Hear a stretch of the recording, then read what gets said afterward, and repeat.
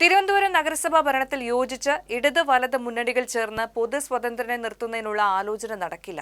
50 seat നേടിയ ബി.ജെ.പിയെ ഭരിക്കുന്നതിൽ നിന്ന് ഒഴിച്ചു നിർത്താൻ എൽ.ഡി.എഫുമായി സഹകരിച്ചാൽ നിയമസഭാ തെരഞ്ഞെടുപ്പിൽ അത് തിരിച്ചടിയാകുമെന്നും തീരുമാനം ആത്മഹത്യപരമാകും എന്ന വിലയിരുത്തലിലാണ് യു.ഡി.എഫ്. അതേസമയം മാസങ്ങൾ മാത്രം അകലെയുള്ള നിയമസഭാ തെരഞ്ഞെടുപ്പ് കണക്കിലെടുത്ത് പരാജയ കാരണം ഇഴകീറി പരിശോധിക്കാനൊരുങ്ങുകയാണ് ജില്ലയിലെ CPM നേതൃത്വം. 45 വർഷത്തെ ഇടതുഭരണം അവസാനിപ്പിച്ച 100-ൽ 50 സീറ്റ് ബി.ജെ.പി നേടിയപ്പോൾ നഷ്ടമായതിലേറെയും എൽ.ഡി.എഫിനാണ്. 2020-ൽ 35 സീറ്റാണ് ബി.ജെ.പി നേടിയത്. എൽ.ഡി.എഫിന്റെ സീറ്റ് നില 52-ൽ നിന്നും 29-ആയി കുറഞ്ഞു. കോൺഗ്രസ് അധികമായി പിടിച്ചെടുത്ത 9 സീറ്റ് നഷ്ടമുണ്ടാക്കിയതും ഇടതിനായിരുന്നു.